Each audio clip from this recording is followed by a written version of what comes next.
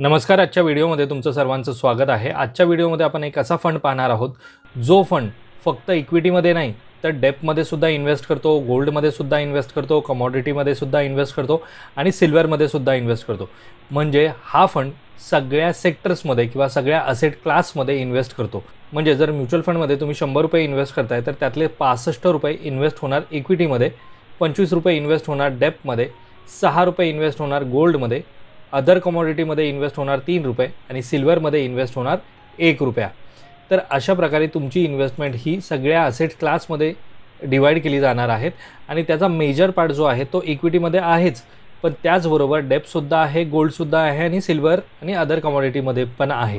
याचा फायदा काय होतो तर जेव्हा केव्हा मार्केट खूप डाऊन होतं किंवा मार्केट खूप खाली पडतं त्यावेळेस आपली सगळीच्या सगळी इन्व्हेस्टमेंट जर इक्विटीमध्ये लागलेली असेल तर आपल्याला मोठा लॉस होण्याचे चान्सेस असतात.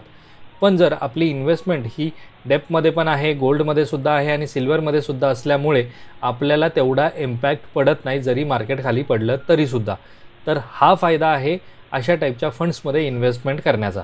तर आजच्या व्हिडिओमध्ये आपण अशाच कॅटेगरीमधला एक फंड पाहणार आहोत ज्यामध्ये लोकांनी खूप सारा पैसा इन्व्हेस्ट केलेला आहे आणि तो फंड खूप जबरदस्त रिटर्नसुद्धा देत आहे.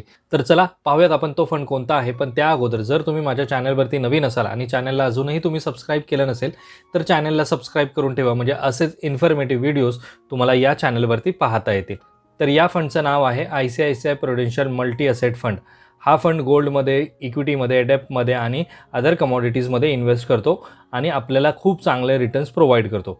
या फंडचा सध्याचा NAV आहे 716 रुपये. हा फंड मार्केटमध्ये आला 31 ऑक्टोबर 2002 मध्ये, म्हणजे जवळपास 22 वर्ष 4 महिने झालेले आहेत या फंडला मार्केटमध्ये येऊन. आणि आत्ता सध्याचा त्याचा AUM आहे म्हणजे फंड साईज आहे 52,000 करोड रुपये. एवढे पैसे लोकांनी या फंडमध्ये इन्व्हेस्टमेंट केलेले आहेत. या फंडचा एक्झिट लोड जरा वेगळा आहे, म्हणजे जर तुम्ही एका वर्षाच्या आत जर या फंडमधनं एक्झिट झाला तर तुम्हाला चार्जेस पेड करावे लागतील, पण जर तुम्ही 1 वर्षाच्या नंतर या फंडमधनं एक्झिट झालात तर तुम्हाला कुठलेही चार्जेस पेड करावे लागणार नाहीत. या फंडमधनं जर तुम्हाला चांगली वेल्थ क्रिएट करायची असेल तर जवळपास 5 वर्ष तुम्हाला या फंडमध्ये इन्व्हेस्टमेंट करणं गरजेचं आहे, तरच तुम्हाला त्यातून खूप चांगले रिटर्न्स मिळू शकतील. आता रिटर्न्सबद्दल बोलतोय तर तुम्हाला पहिले त्याचे रिटर्न्स दाखवतो. हा फंड त्याच्या इन्व्हेस्टर्सला रिटर्न कसे देतो ते पहा. एका महिन्यामध्ये या फंडने रिटर्न दिलेले आहेत 3%. जर तुम्ही याचा बेंचमार्क पाहिला तर निफ्टीचा म्हणजे इक्विटीचा बेंचमार्क आहे 4% आणि हायब्रिडचा बेंचमार्क आहे 4%, पण हा फंड रिटर्न देतो आहे 3%. त्यानंतर जर 6 महिन्याचा बेंचमार्क तुम्ही पाहिला तर हा फंड फक्त -1% आहेत आणि जर तुम्ही इक्विटीचा बेंचमार्क पाहिला तर तो -9% आहे आणि जर हायब्रिडचा बेंचमार्क पाहिला तर -4% आहे. या 6 महिन्यामध्ये निगेटिव्ह रिटर्न येण्याचं कारण गेल्या 6 महिन्यामध्ये मार्केट कंटिन्यू खाली पडतं आहे आणि याच फंडने नाही तर इतर सगळ्या फंड्सने मार्केटमध्ये मायनसमध्ये रिटर्न्स दिलेले आहेत. त्या कंपेअर ह्या फंडने खूपच कमी मायनसमध्ये रिटर्न दिलेले आहेत. एका वर्षाचं जर पाहिलं तर एका वर्षामध्ये हा फंड रिटर्न देतो 13.91%. बेंचमार्क आहे निफ्टीचा याचा जवळपास 8% आणि हायब्रिडचा जो बेंचमार्क आहे तो आहे जवळपास 9% आणि या फंडने रिटर्न दिलेले आहेत जवळपास 14% एका वर्षामध्ये. 3 वर्षामध्ये हा फंड रिटर्न देतो 18%, 5 वर्षामध्ये रिटर्न देतो 28% आणि जेव्हापासून हा फंड मार्केटमध्ये आला आहे म्हणजे 22 वर्षापासून या फंडने आत्तापर्यंत 21% रिटर्न दिलेले आहेत त्याच्या इन्व्हेस्टर्सला. म्हणजे जर तुम्ही या फंडमध्ये 22 वर्षापूर्वी इन्व्हेस्टमेंट केली असती तर तुम्हाला 21% रिटर्न या फंडने आत्तापर्यंत दिले असते. जर याचा तुम्ही बेंचमार्क पाहिलात तर बेंचमार्कला प्रत्येक वेळेस याने बीट केलेला आहे. इथे 3 वर्षामध्ये 18 देतो आहे, बेंचमार्क आहे 13%चा, 13%चा 18% रिटर्न देतो आहे. 5 वर्षात 28% रिटर्न आहे. बेंचमार्क आहे 23%चा, हायब्रिडचा बेंचमार्क आहे 21%चा, म्हणजे प्रत्येक वेळेस याने बीट केलेला आहे त्याच्या बेंचमार्कला. आणि हायब्रिडचा बेंचमार्क जर तुम्ही इथे पाहिला तर तो 10% आहे आणि याने जवळपास रिटर्न दिले आहेत 21%. आता या फंडमध्ये जर तुम्ही मंथली 5,000ची SIP सुरू केली असती 5 वर्षासाठी, म्हणजे जर तुम्ही 5,000ची SIP तुम्ही ह्या फंडमध्ये सुरू केली असती 2020 मध्ये म्हणजे 5 वर्षापूर्वी, आता त्या 5,000च्या SIP मध्ये तुम्ही इन्व्हेस्टमेंट केली असती 3 लाख रुपये आणि 5 वर्षामध्ये त्या फंडची साईज झाली असती 5,28,000 रुपये, म्हणजे 5 वर्षामध्ये तुमचे जवळपास 2.25 लाख रुपये इन्क्रीज झाले असते.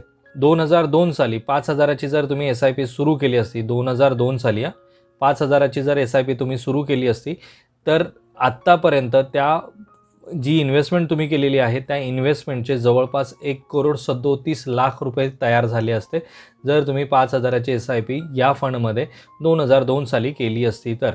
हा जो डेटा आपण पाहतोय हा त्यांच्या ऑफिशियल वेबसाईटवरती पाहतोय आणि इथे तुम्हाला हे सगळे रिटर्न्स त्यांच्या ऑफिशियल वेबसाईटवरती पाहता येतील. आणि जर तुम्ही इथे CAGR बघितलात तर जेव्हापासून हा फंड मार्केटमध्ये आला आहे तेव्हापासून याने जवळपास 20.86% रिटर्न दिलेत, म्हणजे जवळपास 21% रिटर्न दिलेले आहेत. या 22 वर्षामध्ये 5,000 रुपयाच्या SIPच्या हिशोबाने तुम्ही इन्व्हेस्टमेंट करता या फंडमध्ये जवळपास 14 लाख रुपये आणि ह्या 14 लाखाचे झालेले आहेत 1,37,00,00,000 रुपये. आता या फंडचा आपण पोर्टफोलिओ पाहूया. हा आहे या फंडचा पोर्टफोलिओ जो आहे 28 फेब्रुवारी 2025 पर्यंतचा, ज्यामध्ये इक्विटीमध्ये यांची इन्व्हेस्टमेंट आहे 66%. म्हणजे जेव्हा तुम्ही 100 रुपये इन्व्हेस्टमेंट करता त्यातले 66 रुपये त्यांनी इक्विटीमध्ये इन्व्हेस्ट केलेले आहेत.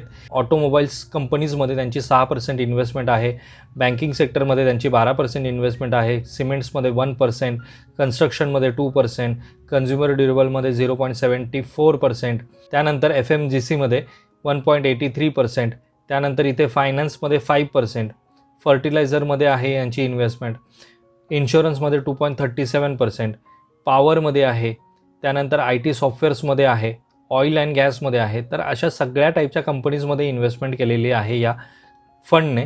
ही 66% जी इन्व्हेस्टमेंट आहे ती सगळीच्या सगळी त्यांनी इंडियन इक्विटी मार्केटमधील ज्या कंपनीज आहेत त्या कंपनीजमध्ये त्यांनी इन्व्हेस्टमेंट केलेली आहे. आणि जर तुम्ही कॅटेगरी वाईज पाहिलं तर सगळ्यात जास्त इन्व्हेस्टमेंट त्यांची लार्ज कॅपमध्ये आहे, मिड कॅपमध्ये 17% आहे आणि स्मॉल कॅपमध्ये 5.6% इन्व्हेस्टमेंट आहे. सगळ्यात जास्त इन्व्हेस्टमेंट ही त्यांची लार्ज कॅप कंपनीजमध्ये आहे आणि लार्ज कॅप कंपनीज या सेफ कंपनीज असं म्हटलं जातं. इथे उरलेली जी त्यांची इन्व्हेस्टमेंट आहे ती त्यांनी म्युच्युअल फंड्समध्ये केलेली आहे. म्युच्युअल फंड्समध्ये कोणती तर सिल्वर ETFमध्ये आहे, गोल्ड ETFमध्ये आहे, त्यानंतर डेरिव्हेटिव्ज म्हणजे कमॉडिटी डेरिव्हेटिव्जमध्ये गोल्डमध्ये इन्व्हेस्टमेंट आहे, सिल्वरमध्ये इन्व्हेस्टमेंट आहे आणि या टाईपच्या कंपनीजमध्ये. आणि डेपमध्ये जर तुम्ही पाहिलं तर डेपमध्ये त्यांची 25.40% इन्व्हेस्टमेंट केलेली आहे, ज्यामध्ये गव्हर्नमेंट सिक्युरिटीज आहेत, लाँग टर्म आहेत, कॉर्पोरेट सिक्युरिटीज आहेत, त्यानंतर ट्रेजरी बिल्स आहेत. तर अशा प्रकारे जर तुम्ही पाहिलं तर डेपचा कंपोनन्स त्यांनी इथे दिलेला आहे. आणि या स्कीमचा रिस्क मीटर जो आहे तो हाय कॅटेगरीमध्ये आहे. तर हा तो फंड आहे ज्यामध्ये तुम्ही लाँग टर्मसाठी इन्व्हेस्टमेंट करू शकता. जर तुम्ही लाँग टर्मसाठी इन्व्हेस्टमेंट करायला तयार असाल तरच ह्या फंड्समध्ये इन्व्हेस्टमेंट तुम्ही करायला हवी. यामध्ये माझं कोणत्याही प्रकारचं तुम्हाला रिकमेंडेशन नाही की तुम्ही या फंडमध्येच इन्व्हेस्टमेंट करा.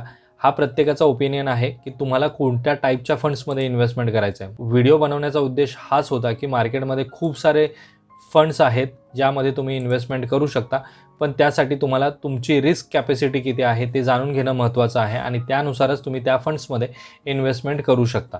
आजचा जो हा व्हिडिओ आहे हा एज्युकेशनल पर्पजसाठी बनवला गेलेला आहे. यामध्ये मी कोणताही रिकमेंडेशन तुम्हाला करत नाही आहे. आता ह्या फंडबद्दलच्या अजून जर डिटेल्स तुम्हाला जाणून घ्यायच्या असेल तर ह्या फंडच्या ऑफिशियल वेबसाईटवरती आल्यानंतर तुम्हाला इतर सगळ्या डिटेल्स आणि स्कीमशी रिलेटेड डॉक्युमेंट्स तुम्हाला इथून डाउनलोड करता येतात. इथे फंड डॉक्युमेंट्स आहेत, ह्या फंडचे डॉक्युमेंट्स तुम्ही इथून डाउनलोड करू शकता आणि व्यवस्थित ॲनालाइज करून तुम्ही या फंड्समध्ये इन्व्हेस्टमेंट करू शकता फ्युचरसाठी. जसं मी तुम्हाला सांगितलं हा फंड जवळपास 22% रिटर्न देतो आहे जर तुम्ही 5,000ची SIP सुरू केली असती 2002 साली तर. आणि जर तुम्ही 2002 साली लमसम इन्व्हेस्टमेंट जरी केली असती 50,000 रुपयाची तर त्या 50,000 रुपयाचे आज झाले असते 35,80,000 रुपये. 2002 साली जर जेव्हा 50,000 रुपये इन्व्हेस्ट करायला कोणाला सांगितले असते आणि त्याला सांगितलं असतं 35 लाख रुपये तुला 2025मध्ये मिळणार आहेत तर त्याने अजिबात इन्व्हेस्ट केले नसते, कारण की कोणीही विश्वास ठेवला नसता. पण अशा प्रकारचे रिटर्न्स देणारे खरंच मार्केटमध्ये फंड आहेत. जर तुम्ही लाँग टर्मसाठी इन्व्हेस्टमेंट केली तरच तुम्हाला यातून चांगले रिटर्न्स मिळू शकतात.